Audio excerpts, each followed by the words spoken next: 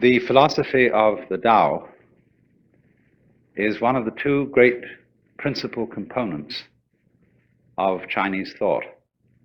There are, of course, quite a number of forms of Chinese philosophy, but there are two great currents which have thoroughly molded the culture of China, and they are Taoism and Confucianism. And they play a curious game with each other. Let me start by saying something about Confucianism, originating with Kung Fu-Tzu or Confucius, who lived approximately a little after 630 BC. He's often supposed to have been a contemporary of Lao Tzu, who is the supposed founder of the Taoist way, but it seems more likely that Lao Tzu lived later than 400, according to most modern scholars. Confucianism is not a religion. It's a social ritual and a way of ordering society, so much so that the first great Catholic missionary to China, Matteo Ricci, who was a Jesuit, found it perfectly consistent with his Catholicism to participate in Confucian rituals, because he saw them as something of a kind of national character, as one might pay respect to the flag or something of that kind in our own times. But he found that Confucianism involved no conflict with Catholicism, no commitment to any belief or dogma that would be at variance with the Catholic faith. So Confucianism is an order of society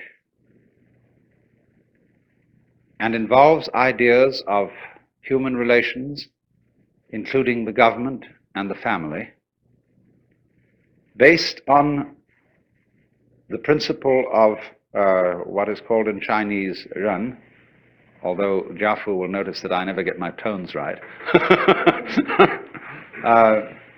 which is an extraordinarily interesting word.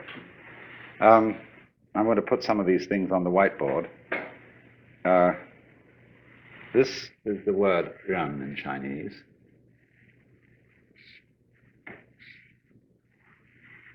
And it's often translated benevolence, but that's not a good translation at all. This word means human-heartedness. That's the nearest we can get to it in English. And it was regarded by Confucius as the highest of all virtues, but one that he always refused to define. It's above righteousness and justice and propriety and other great Confucian virtues.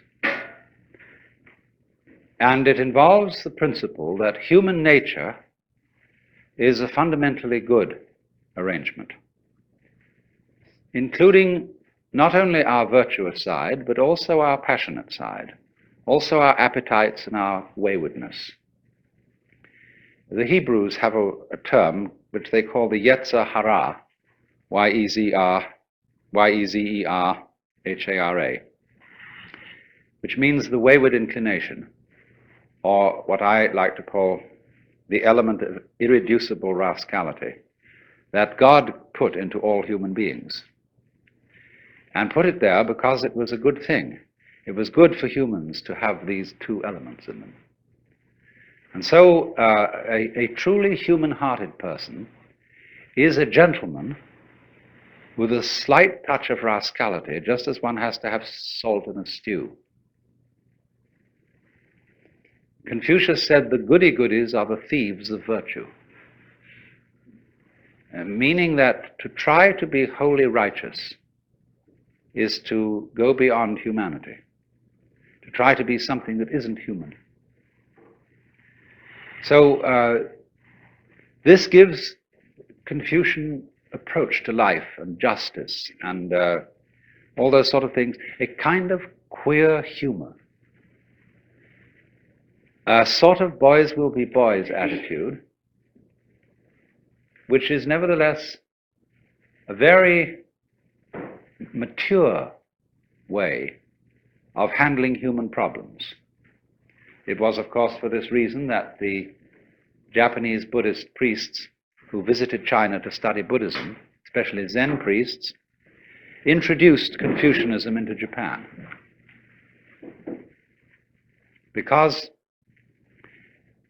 despite certain limitations that Confucianism has, and it always needs the Tao philosophy as a counterbalance, Confucianism has been one of the most successful philosophies in all history for the regulation of governmental and family relationships. But of course, it is concerned with formality. Confucianism prescribes all kinds of formal relationships, linguistic, ceremonial, musical, in etiquette, in all the spheres of morals. And for this reason has always been twitted by the Taoists for being unnatural. You need these two components, you see, and they play against each other beautifully in Chinese society. Roughly speaking, you see, the Confucian way of life is for people involved in the world. The Taoist way of life is for people who get disentangled. Now, as we know in our own modern times, there are various ways of getting disentangled from the regular lifestyle, say, of the United States. If you want to go through the regular lifestyle of the United States, you go to high school and college, and then you go into a profession or a business. And you own a standard house, and you raise a family, and you have a car or two cars, and do all that jazz. But a lot of people don't want to live that way. And there are lots of other ways of living besides that. So you could say that those of us who go along with the pattern correspond to the Confucians, and those who are bohemians or bums or beatniks or whatever, and don't correspond with the pattern, they are more like the Taoists. Because the Taoist is really, actually in Chinese history, Taoism is a way of life for older people. Lao Tzu, the name given to the founder of Taoism, means the old boy. And the legend is that when he was born, he was already had a white beard.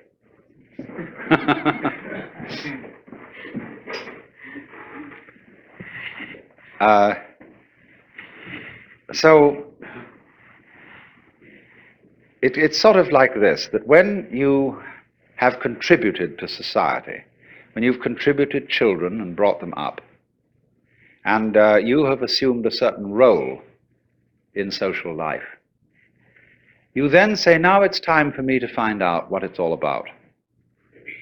Who am I ultimately behind my outward personality?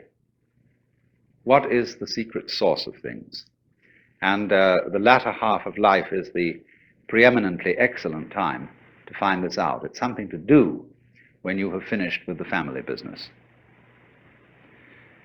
I am not saying that that is a sort of unavoidable strict rule. Of course, one can study the Tao when very young, because it contains all kinds of secrets in it as to the performance of every kind of art or craft or business or any occupation whatsoever. But it does, in China, in a way, it plays that role of a kind of safety valve for the more restricted way of life that Confucianism prescribes. And there is a sort of type in China who's known as the old rogue.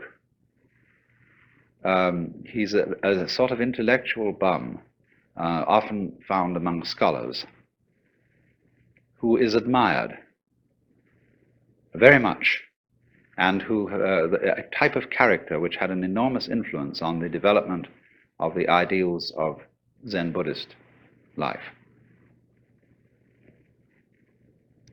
He is one, you see, who goes with nature rather than against nature.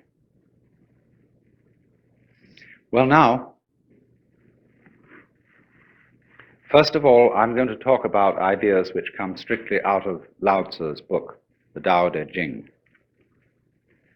And, of course, the basic thing in the whole philosophy is the conception of Tao. This word has many meanings. And the book of Lao Tzu starts out by saying that the Tao which can be spoken is not the eternal Tao. Or there's a pun in there, which you can't quite put into English. You can't give all the meanings, because the word Tao means both the way or course of nature, or of everything. It also means to speak. So the actual opening phrase of the book, following this word Tao, is this, and the character is repeated again. You see? And this character means can be, or can, able, something like that. So the way which can be, then give it its second meaning, spoken, described, uttered. But it also means the way that can be weighed. Not W-E-I-G-H, but W-A-Y-E-D. You know, you'd have to invent that word. The way that can be traveled, perhaps, is not the eternal way. In other words, there is no way in which the Tao, or following the Tao, there's no recipe for it. I can't give you any do-it-yourself instructions, A, B, C, D, as to how it's done. It was like when Louis Armstrong was asked, what is jazz? He said, if you have to ask, you don't know. Now that's awkward, isn't it? But we can gather what it is by absorbing certain atmospheres and attitudes connected with those who follow it. And from the art and the poetry and all the expressions and the anecdotes and stories that illustrate the philosophy of the way. So this word, then, the way or the course of things, is not, you must understand this, some Christian missionaries translated Tao as the Logos, taking as their point of departure the opening passage of St. John's Gospel, in the beginning was the Word. Now, if you look up a Chinese translation of the Bible, it says in the beginning was the Tao. And the Tao was with God, and the Tao was God. The same was in the beginning with God. All things were made by it, and without it was not anything made that was made. So they've substituted Tao there. Now that may make a very funny effect on a Chinese philosopher, because the idea of things being made by the Tao is absurd. The Tao is not a manufacturer, and it's not a governor. It doesn't rule, as it were, in the position of a king. Although the book, the Tao Te Ching, is written for many purposes, but one of its important purposes is as a manual of guidance for a ruler. And what it tells him is essentially, rule by not ruling. Don't lord it over the people. And so he says the great Tao flows everywhere, both to the left and to the right. It loves and nourishes all things, but does not lord it over them. And when good things are accomplished, It lays no claim to them. In other words, the Tao doesn't stand up and say, I have made all of you, I have filled this earth with its beauty and glory, fall down before me and worship. The Tao, having done anything, always escapes and is not around to receive any thanks or acknowledgement, because it loves obscurity. And Lao Tzu said the Tao is like water. It always seeks the low level which human beings abhor. So it's a very mysterious idea. Tao, then, is not really equivalent with any Western or Hindu idea of God, because God is always associated with being the Lord.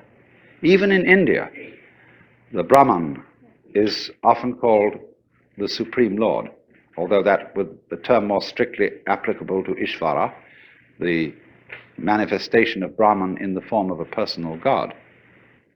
But Bhagavan, the Lord, Krishna, his song is the Bhagavad Gita, the song of the Lord. There's always the idea of the king and the ruler attached, but not in the Chinese Tao philosophy. The Tao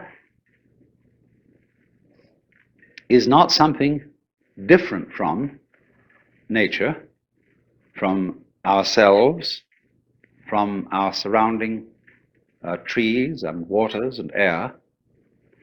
The Tao is the way all that behaves. And so the basic Chinese idea of the universe is really that it's an organism.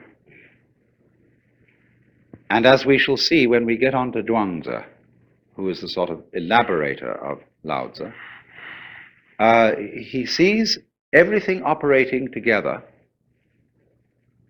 so that nowhere can you find the controlling center. There isn't any. The world is a system of interrelated components, none of which can survive without each other. Just as in the case of bees and flowers, you will never find bees around in a place where there aren't flowers, and you will never find flowers around in a place where there aren't bees or insects that do the equivalent job. And what that tells us secretly is that although bees and flowers look different from each other, they're inseparable. They, to use a very important Taoist expression, they arise mutually. This is one of the great phrases from the second chapter of Lao Tzu's book, where he says, this character means to have or to be, and this next one is a very important character in Taoist philosophy. It means no, negative, wu in Chinese, not to be. And then this curious expression, for which we don't have a really good corresponding idea in traditional Western thought. So, to be and not to be mutually arise. This character is based on the picture of a plant, something that grows out of the ground. So, you could say positive and negative, to be and not to be, yes and no. Light and dark arise mutually, come into being. There's none is cause and effect. It's not that relationship at all. It's like the egg and the hen. So as the bees and the flowers coexist in the same way as high and low, back and front, long and short, loud and soft. All those experiences are experienceable only in terms of their polar experience. So the Chinese idea of nature is that all the various species arise mutually because they interdepend. And this total system of interdependence is the Tao. It involves certain other things that go along with Tao, but this mutual arising is the key idea to the whole thing. And it is, if you want to understand Chinese and Oriental thought in general, it is the most important thing to grasp. Because you see, we think so much in terms of cause and effect. We think of the universe today in Aristotelian and Newtonian ways. And in that philosophy, the world is all separated. It's like a huge amalgamation of billiard balls. And they don't move until struck by another, or by a cue. And so everything is going tock, tock, tock, tock, tock, tock, tock, tock, tock, tock, tock, tock, all over the place. One thing starting off another in a mechanical way. But of course, from the standpoint of 20th century science, we know perfectly well now that that's not the way it works. We know enough about relationships to see that that mechanical model which Newton devised was all right for certain purposes. But it breaks down now because we understand relativity.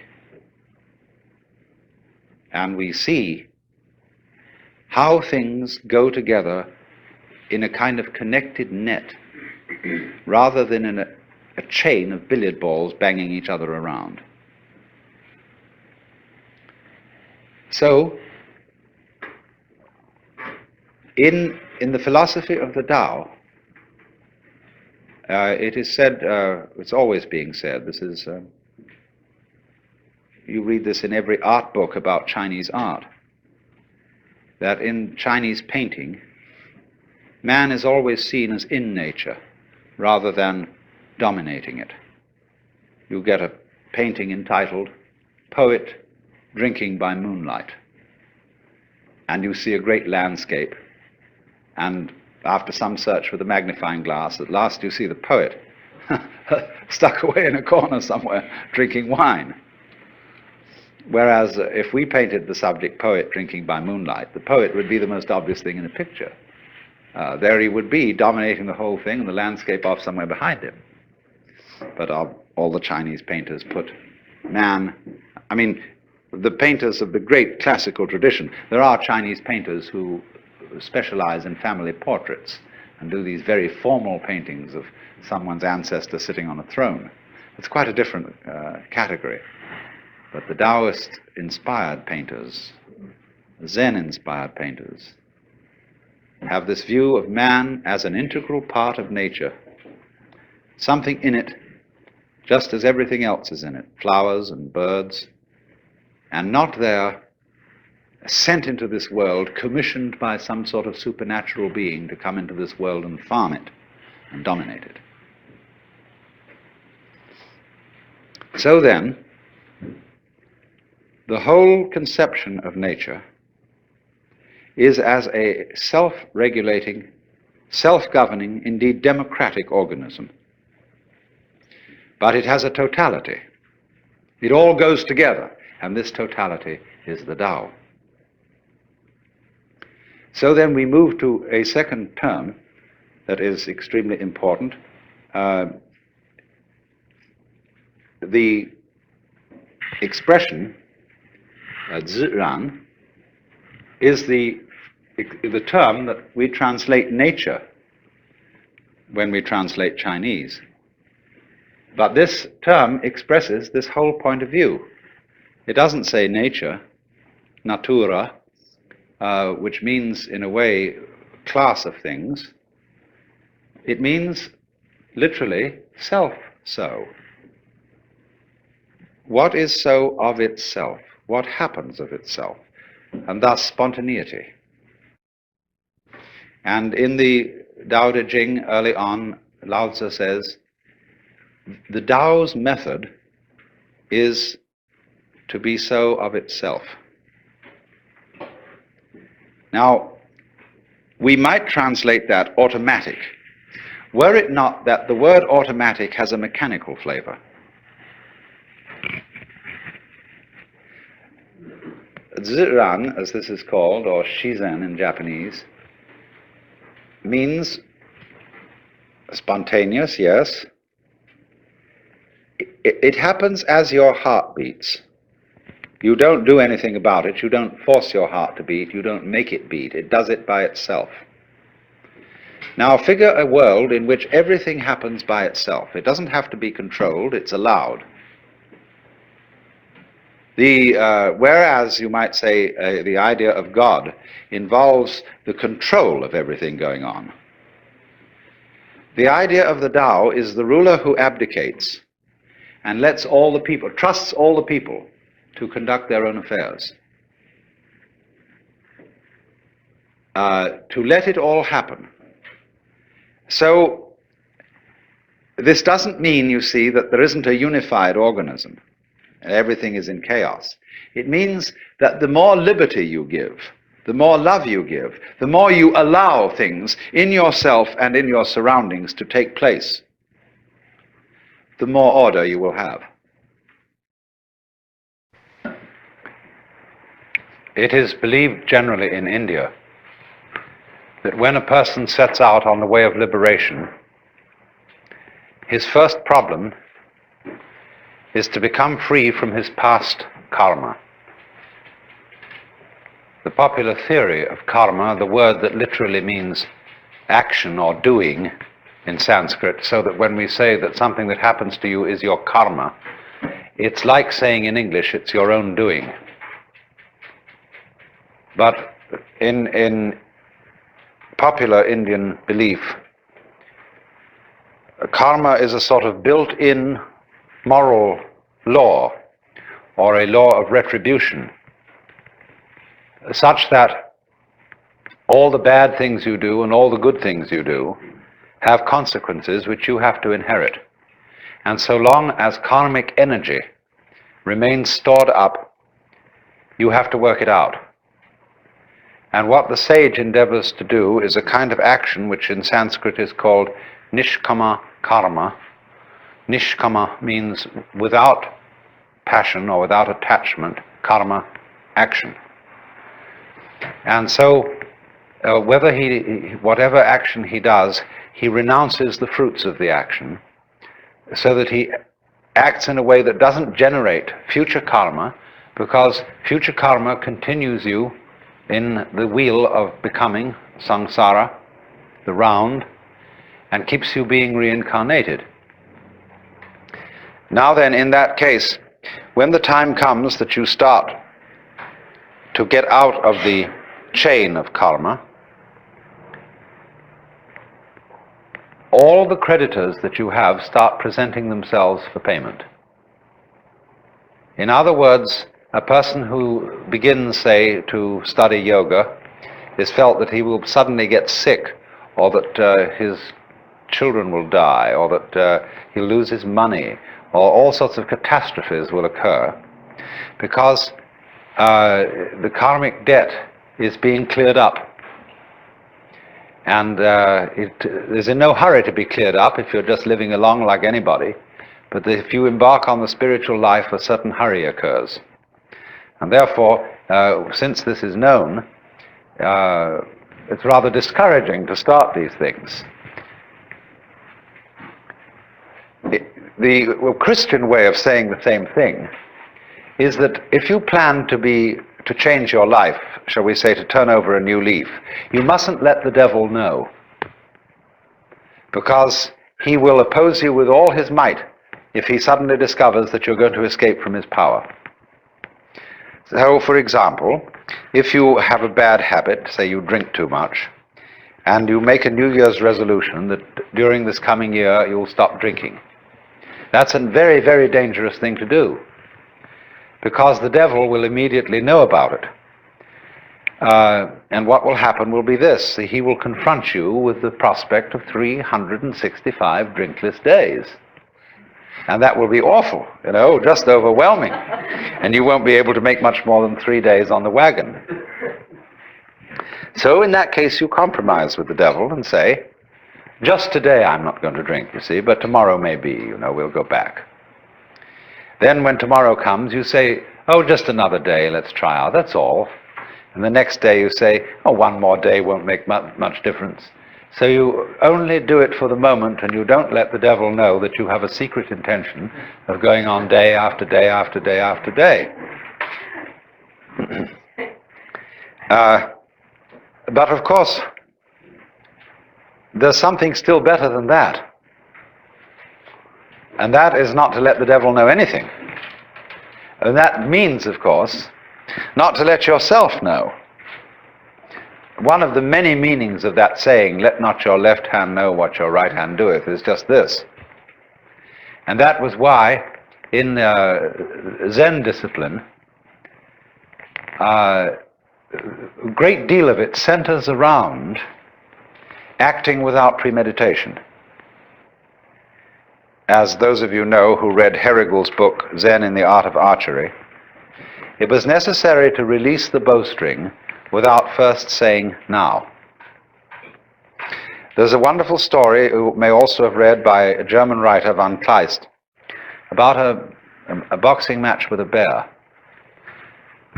The man can never defeat this bear because the bear always knows his plans in advance and is ready to deal with any situation. The only way to get through to the bear would be to hit the bear without having first intended to do so. That would catch him.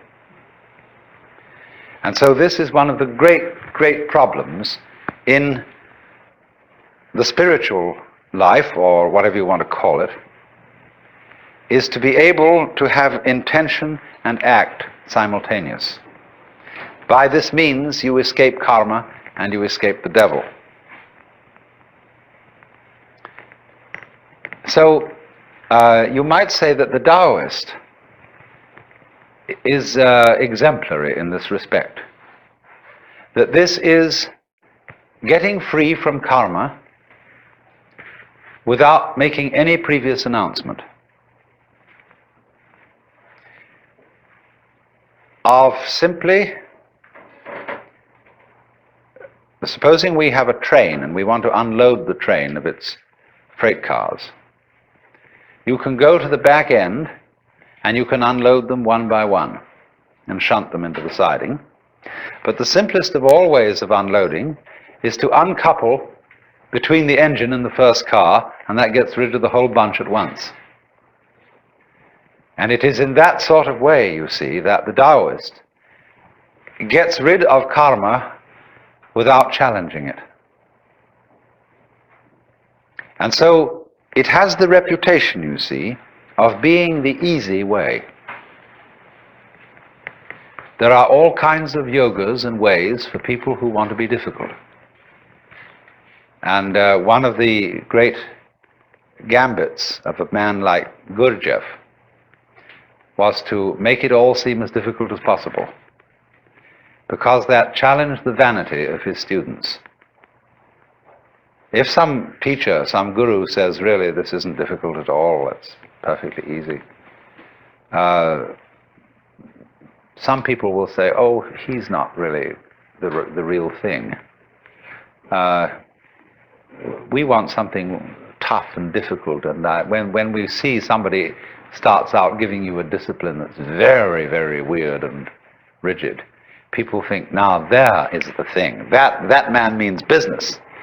See? And so they flatter themselves by going to such a guy that they are serious students, whereas the other people are only dabblers and so on. All right, if you have to do it that way, that's the way you have to do it. But the Taoist is the kind of person who shows you the shortcut and shows you how to do it by intelligence rather than effort, because that's what it is. Taoism is in that sense what everybody is looking for. The easy way in, the shortcut, using cleverness instead of muscle. So the question naturally arises, isn't it cheating? When in any game somebody really starts using his intelligence, he will very likely be accused of cheating. And to draw the line between skill and cheating is a very difficult thing to do. You see, the inferior intelligence will always accuse a superior intelligence of cheating. That's its way of saving face. You beat me by means that weren't fair.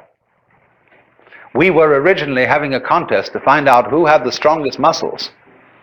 And you know, we were pushing against it like this. And this would prove who had the strongest muscles.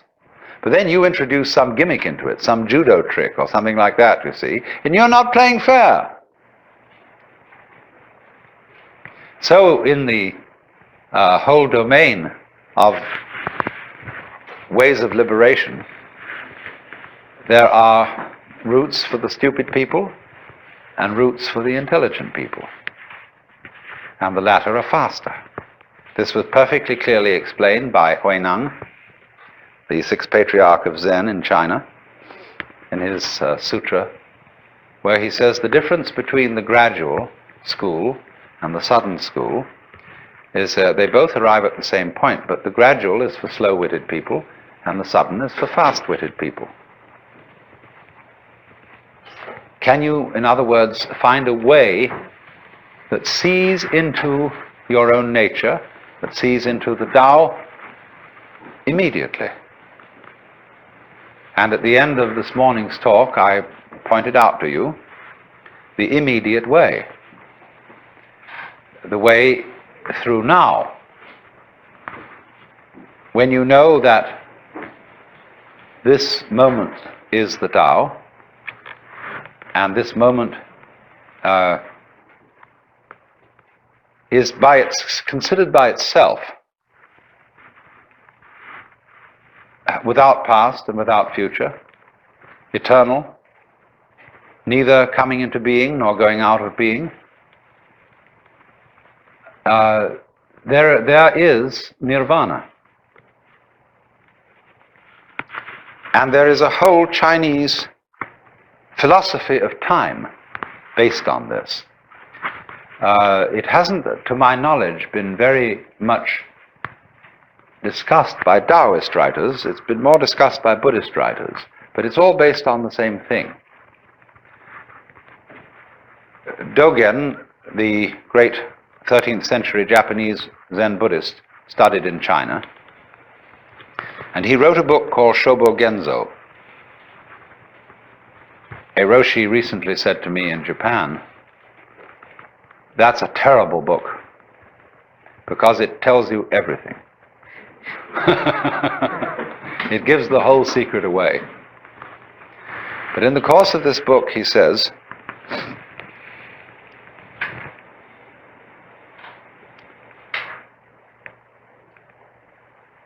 there is no such thing as a progression in time. The spring does not become the summer. There is first spring, and then there is summer. So in the same way, you now do not become you later. This is T.S. Eliot's idea in Four Quartets, where he says that the person who has settled down in the train to read the newspaper is not the same person who stepped onto the train from the platform.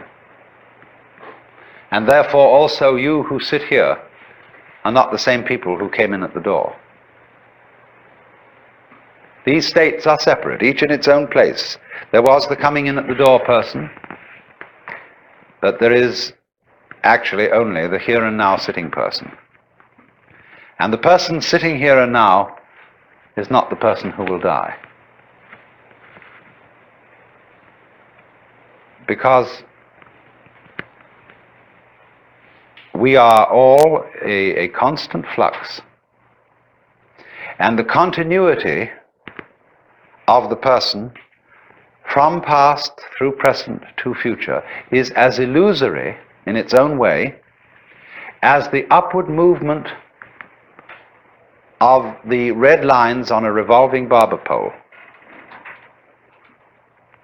You know, it goes round and round and round, and the whole thing seems to be going up or going down, whichever the case may be. But actually nothing is going up or down.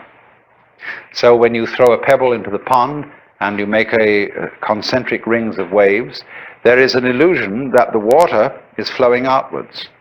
And no water is flowing outwards at all. Water is only going up and down. What appears to move outward is the wave, not the water. So this kind of philosophical argument says that our seeming to go along in a course of time, it doesn't really happen. The Buddhists say suffering exists, but no one who suffers. Deeds exist, but no doers are found. A path there is, but no one who follows it. And nirvana is, but no one who attains it. So, in this way, they look upon the continuity of life as the same sort of illusion that is produced when you take a cigarette and in the dark whirl it, and the illusion of a circle is created, whereas there is only the one point of fire.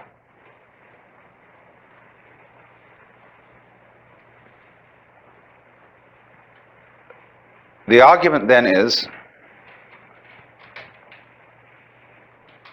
so long as you're in the present, there aren't any problems. The problems exist only when you allow presence to amalgamate.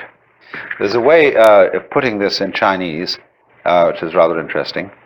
They have a very interesting sign, this. It's pronounced nyan, in Japanese nen. And the top part of the character means now, and the bottom part means the mind-heart, the shin. And so this is, as it were, an instant of thought. In Sanskrit, they use this character as the equivalent for the Sanskrit word kshana. Then if you double this character, put it twice, or 3 times, and I'll write the Chinese for ditto.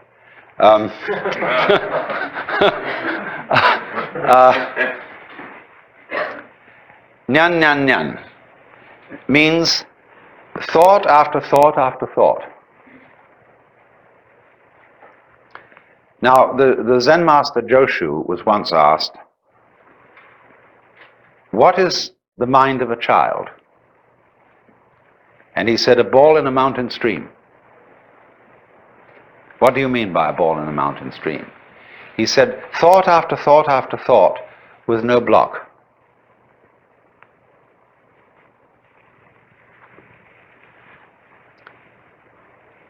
So, he was using, of course, the mind of the child as the innocent mind, the mind of a person who's enlightened. One thought follows another without hesitation. The thought arises, it doesn't wait to arise. As when you clap your hands, the sound issues without hesitation. When you strike flint, the spark comes out. It doesn't wait to come out.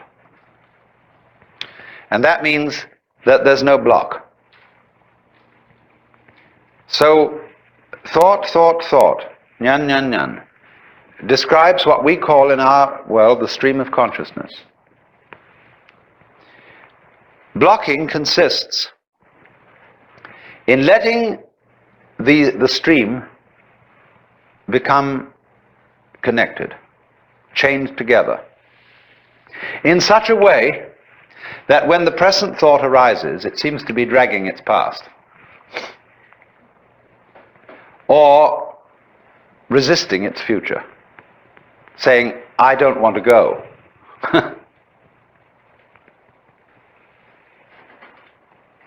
When then the connection, the dragging, it's better to call it, of these thoughts drops,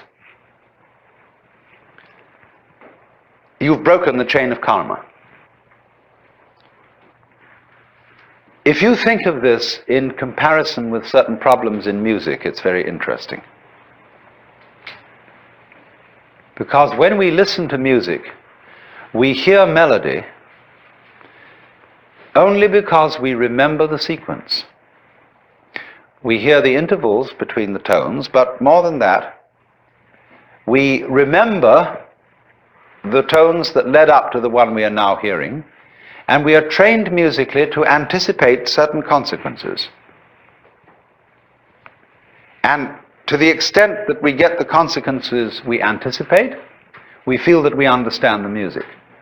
But to the extent that the composer does not adhere to the rules and gives us unexpected consequences, we feel that we don't understand the music. And if he gives us harmonic relationships, which we are not trained to accept, that is to say, to expect, we say, well, this man is just writing garbage. But of course, it becomes apparent that the perception of music, the ability to hear melody, will depend upon a relationship between past, present, and future sounds. And you might say, well, you're talking about a way of living that would be equivalent to listening to music with a tone-deaf mind, so that you would eliminate the melody and have only noise. And so in your Taoist way of life, you would eliminate all meaning and have only senseless present moments.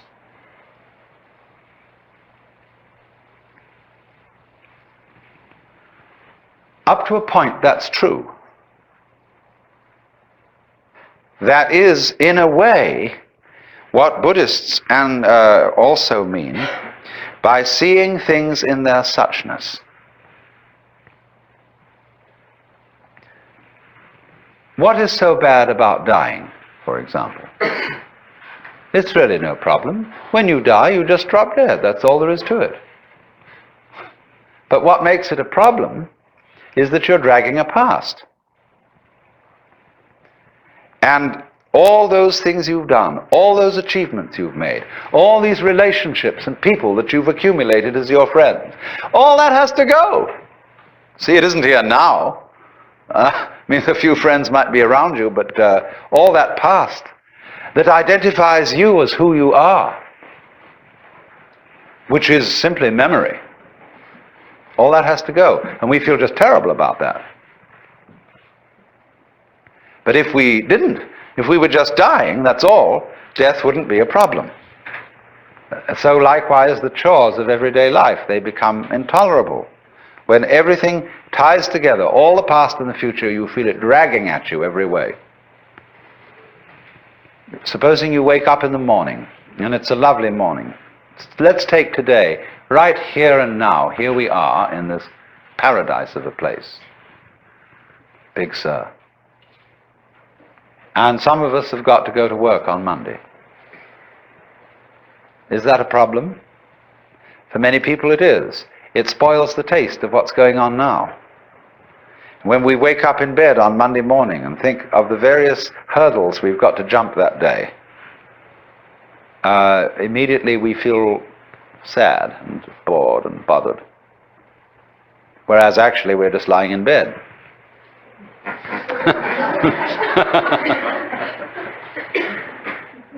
So the Taoist trick says, simply live now and there will be no problems. That's the meaning of the Zen saying, when you are hungry, eat. When you are tired, sleep. When you walk, walk. When you sit, sit. Rinzai, the great Tang Dynasty master, said, in the practice of Buddhism, there is no place for using effort.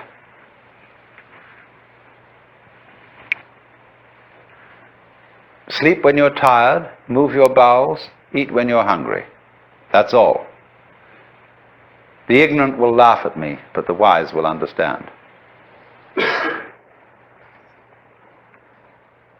And so, also, the meaning of this wonderful Zen saying,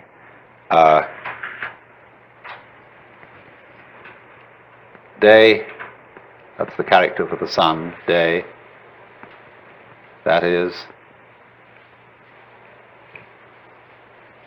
good day. Every day is a good day.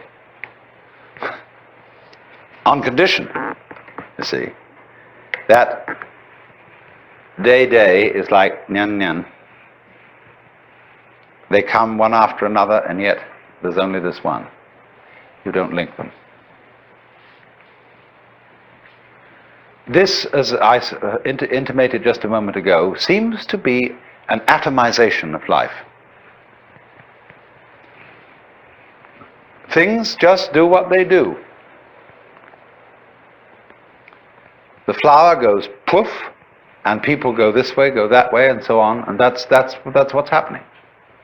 It has no meaning, it has no destination, it has no value. It's just like that. And when you see that, you see it's a great relief. That's all it is. But then when you are firmly established in suchness, in that it's just this moment, you can begin again to play with the connections. Only you've seen through them. But now you see they don't haunt you. Because you know that there isn't any continuous you running on from moment to moment, who originated at some time in the past and will die at some time in the future. All that's disappeared. So you can have enormous fun anticipating the future, remembering the past, and playing all kinds of continuities. This is the meaning of that famous Zen saying about mountains are mountains. To the naive man, mountains are mountains, waters are waters. To the intermediate student, mountains are no longer mountains, waters are no longer waters. In other words, they've all dissolved into the point instant, to the kshana. But for the fully perfected student, mountains are again mountains and waters are again waters.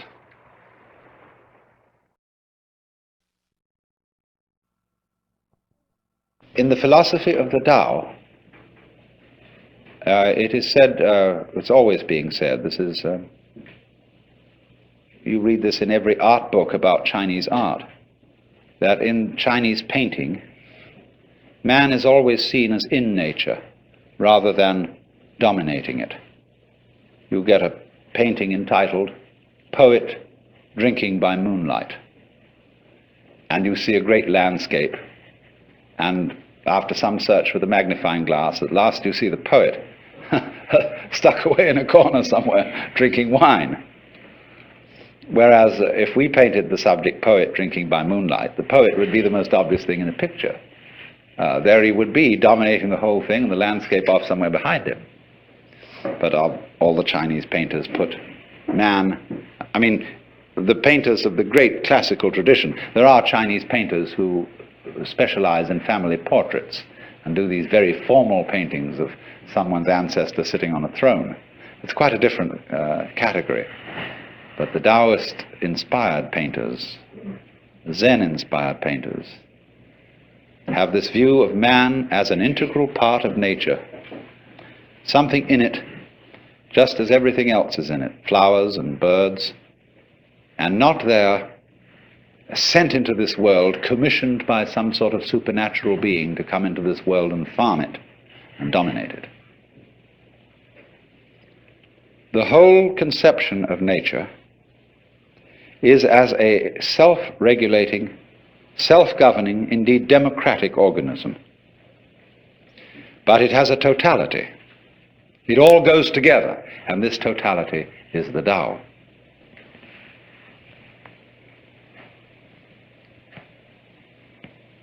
When we speak in Taoism of following the course of nature, following the way, what it means is more like this: doing things in accordance with the grain. It doesn't mean you don't cut wood, but it means that you cut wood along the lines where wood is most easy to cut. And you interact with other people along lines which are the most genial.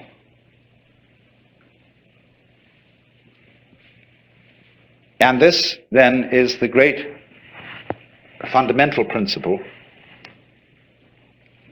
which is called Wu Wei, not to force anything. I think that's the best translation. It's often called not doing, not acting, not interfering, but not to force. Seems to me to hit the nail on the head. Like, don't ever force a lock, or you bend the key or break the lock. You jiggle until it revolves.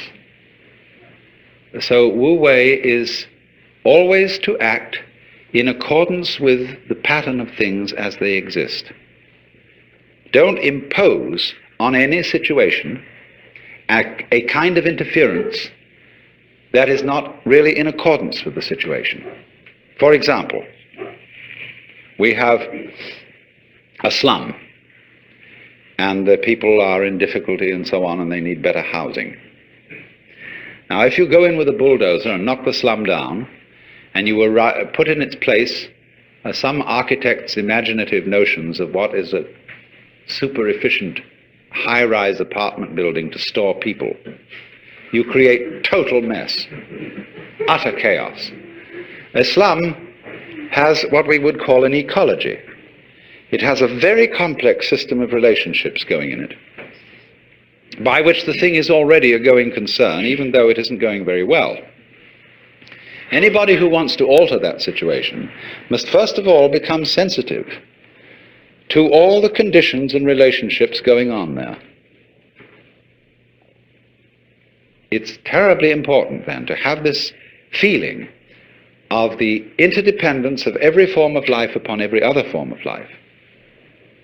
How we, for example, cultivate animals that we eat, and look after them and build them up and see that they breed in reasonable quantities. We don't do it too well, as a matter of fact, especially troubles are arising about supplies of fish in the ocean, all sorts of things. But you have to see that life, that the so-called conflict of various species with each other is not actually a competition. It's a very strange system of interrelationship, of things feeding on each other and cultivating each other at the same time. The idea of the friendly enemy, the necessary adversary, who is part of you. You have conflicts going on in your own body. All kinds of microorganisms are eating each other up. And if that wasn't happening, you wouldn't be healthy. So all those interrelationships, whether they appear to be friendly relationships as between bees and flowers, or conflicting relationships as between birds and worms, they are actually forms of cooperation. And that is mutual arising. You have to understand this as the basis, apply this, not forcing anything, and you get spontaneity. A life which is so of itself, which is natural, which is not forced, which is not unduly self-conscious.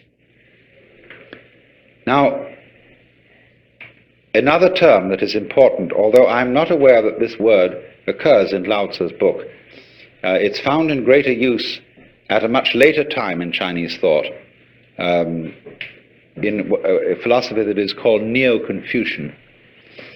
and it's also used in Buddhism. But it is a very useful word for understanding the sort of order that all this constitutes. It's the word li, and this means originally the markings in jade, or perhaps the grain in wood or the fiber in muscle. It is translated nowadays in most dictionaries as reason or principle, but this isn't a very good translation. Joseph Needham suggested that organic pattern was an ideal translation for this word. Now you see, the markings in jade are always regarded as beautiful. You might say, if you look down at the water here, when you see the waves break, there are patterns in the foam. Now if you watch those patterns, you know they never make an aesthetic mistake. Never. But they are not symmetrical, and they're very difficult to describe. They're wiggly. So are the markings in jade, so is the grain in wood, but we love the grain in wood. And you see, Jafu has done these paintings of rocks based on examples, I think, in the Chinese book called The Mustard Seed Garden. These all exhibit li. That is to say, they are forms which we know are orderly, and we can distinguish them from messes quite clearly. And so in the same way, the foam patterns, the rock patterns, the patterns of our vegetation are at once extraordinarily orderly, but they don't have an obvious order. Nobody can ever pin it down. That's what I'd like to say. You know that there is order there. There's something quite different from a mess, but there's no way of really getting it. Now, in order to be able to paint that sort of way, or to live that sort of way, or to deliver justice that way, if you were a judge, you have to have it innately. You have to have an essential sense of li, and there's no way of prescribing it. This is the very devil for teachers, because you see, all our universities and schools are trying to teach creativity. That's the great thing these days, you know. And you hear at the Esalen, all sorts of people are giving courses and workshops in creativity. Now, the trouble is this: if we found out a method whereby we could teach creativity, and everybody could just explain how it was done, it would no longer be of interest. What always is an essential element in the creative is the mysterious, the dark. It's like the black in lacquer, the impenetrable, and yet the profound depth out of which glorious things come, but nobody can see why. There's a poem which says that when the bird calls, the mountain becomes more mysterious. You imagine, for example, you're in a mountain valley, and everything is very silent, and suddenly a crow squawks somewhere. You don't know where that crow is, and that little sound emphasizes the silence. Now, all those things have in them, you see, an element of mystery. There's a Chinese poem which puts it this way. It is a poem written by a man who has gone to find a sage in the mountains. And the sage has a little hut at the foot of the mountain and a boy there who is his servant. I asked the boy beneath the pines. He said, "The master's gone alone, herb gathering somewhere on the mount, cloud hidden, whereabouts unknown." In so many athletic and artistic skills, you will find a teacher who teaches you how to do it without forcing it. I once studied the piano. I'm absolutely no good at it now because I don't practice. I'm involved in other things. But I had an absolutely superb teacher for a while. He was a very, very great musicologist. You know, there was nothing sloppy about his standards. They were the highest perfection. But when I first went to him, he said, "Let me see what you can do." So I played him a Scarlatti sonata. He said, "Yeah, but the trouble with you is you're trying too hard.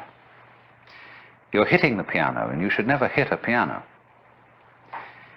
He said, "Actually, all you've got to do in order to play a piano is to drop your hands on it. And you need to have relaxed arms." So he made me practice for a while. He felt my muscles to see whether I was relaxed or not. And he said, "Now just drop your hand on the piano. I don't care what notes you hit, but just drop your hand. Let it fall." He said, "There's enough energy in the weight of your arm to play as loud as you will, or as soft as you will. But just let it drop." He said, "That's all you have to do. Drop your hands." And he kept feeling my arms. He said, "No, you're getting too tense. You must pretend you are Lao Tzu." And he was a very educated man. He knew about these things. And then he said, "Now, after dropping your hands, all you've got to do is to hit the right notes." And he said, "You know, the same thing is involved in making a very complex trill." And he demonstrated. He just dropped his hand on the piano, and at the same time his fingers went flip like that. And there was this magnificent ornamentation. Then we went on, we'd practiced this for some time. He said, "Now let's get around to hitting the right notes." And he found immediately I had a block on reading music. Because when I was a small boy and studied piano at the age of roughly 8, I had a pestiferous teacher who was a mistress in this private school I went to in England. And she used to sit beside you and hit your fingers with a pencil every time you made a wrong note. Gregory Bateson, I think, was taught piano as a child in such a way, and he has a total block on reading music. I mean, he's got a brilliant mind, you know. He's a mathematician and great anthropologist, ethnologist, and so on, but he has a total block to reading music. And so this man had to teach me to overcome my block. And he said, "Now, first of all, feel perfectly free to make mistakes." He said, "Everybody's going to make some mistakes, and it doesn't matter if you make a mistake. And if you do make a mistake, don't go back and do it over again, but just go on. So play as slowly as you like, don't hurry, just so long as you keep the relative rhythm, the relative values of the thing. Go slow and take it easy." Another thing is not to pay so much attention to the notes, but to the distances or intervals between them, because that is the significant jump.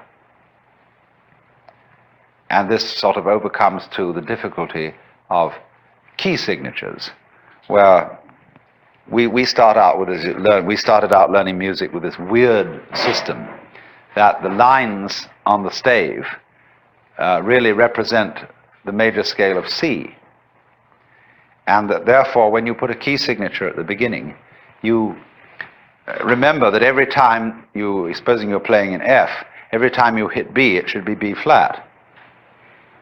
Well, that's an extremely tedious way of learning music. And you just have to think in different keys. That's the only way to adjust to a key signature, and play the thing according to the intervals appropriate for that key. But you see, in this instance, this man, although he was a great perfectionist and was highly skilled in music, he used intelligence, first of all, to give you a shortcut, and then he also used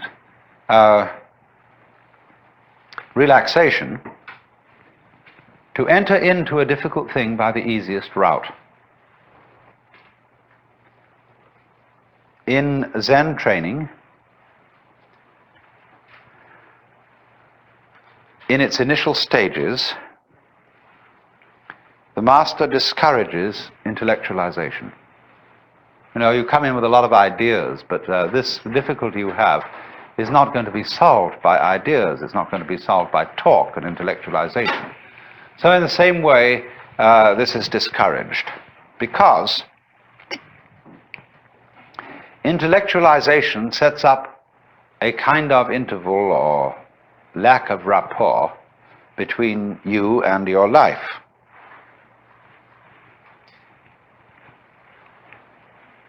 You think about things so much that you get into the state where you're eating the menu instead of the dinner. You're valuing the money more than the wealth. You are confusing, as Korzybski would say, the map with the territory. And what they want to do is to get you into the territory, to get you into relationship with what is, as distinct from ideas about what is. And this is an important preliminary discipline. But later on, you can realize that the process of thinking is also what is. Thoughts in their own domain are as real as rocks. Words have their own reality as much as sky and water. Thoughts about things are in their own turn things. And so they lead you eventually to the point where you intellectualize and think in an immediate way. Let's go on and ask then a further problem. How about thinking about thinking? Wouldn't that be pretty far off? Here is a person removed from life because he's in the intellectual world, and he's all living in symbols. He's a kind of a living bookworm. Now, what about a librarian? A person who writes books about books, a bibliographer, a classifier of classifications. That's a pretty dusty occupation. And as we know, sometimes librarians seem to be very dusty people. They seem way removed from life, all tied up in their categories and catalogues and musts and mustn'ts, and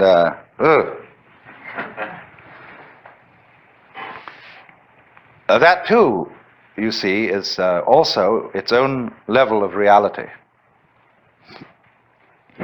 And thinking about thinking can be lived with just as much direct, fresh spontaneity as just living without thinking.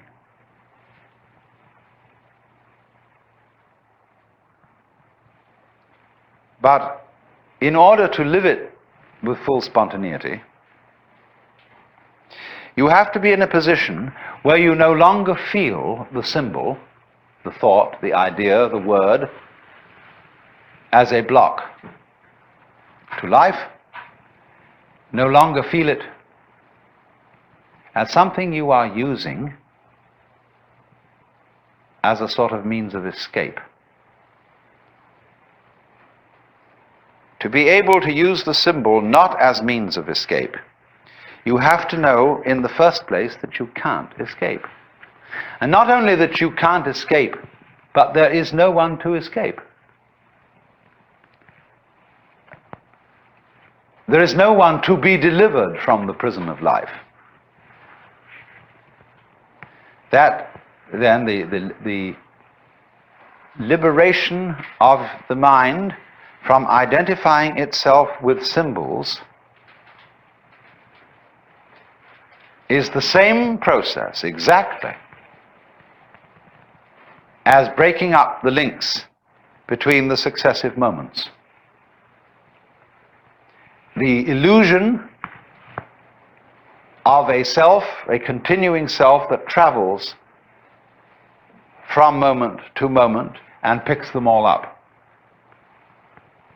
corresponding to the illusion of the moving water in the wave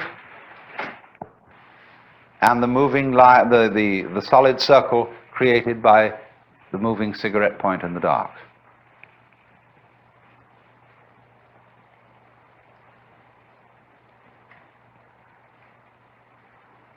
This is the meaning then that there is no one who perceives anything, no one who experiences anything. There is simply seeing and experiencing. We introduce all these redundancies through talk. We talk about seeing sights, hearing sounds, feeling feelings. All that is irrelevant. There are sights, there are sounds, there are feelings. You don't feel a feeling. The feeling itself already contains the feeling of it. Do you see? That's very simple. To have sight, you don't need something to be seen on the one hand and a seer of something to be seen on the other. And then some mysterious way they come together. The seer and the seen, the knower and the known, are what we call terms. Terms mean ends. And they are what in mathematical language are called limits.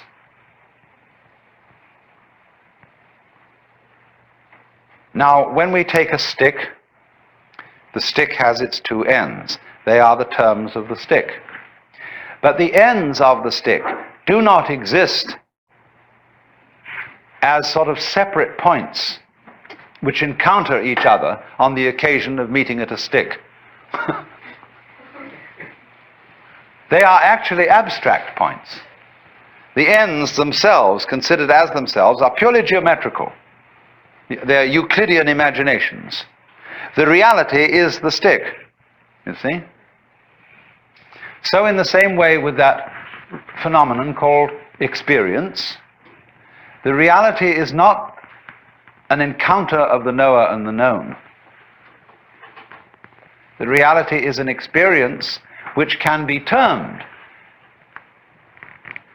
as having two aspects, two ends, the knower and the known.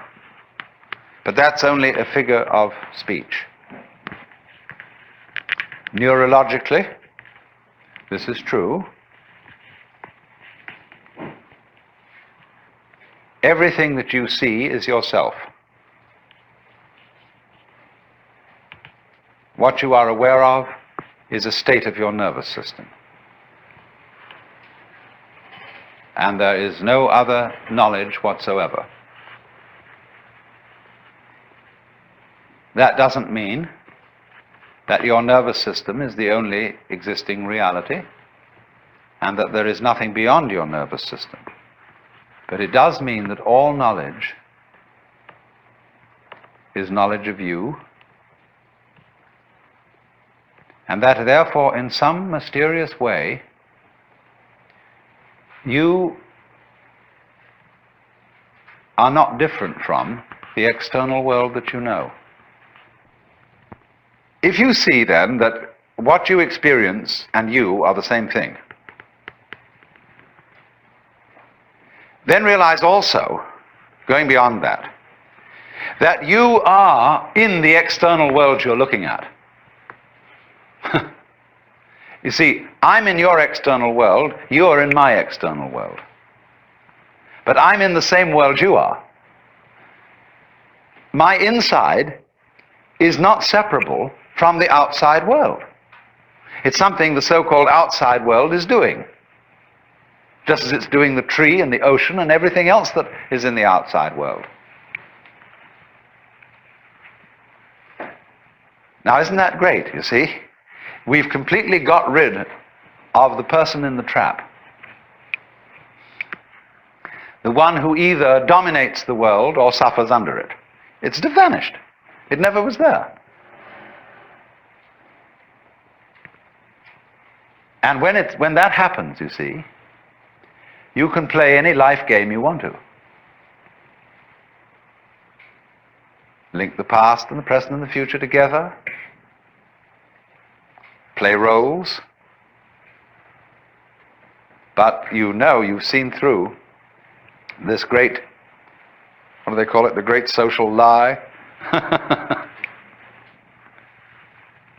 That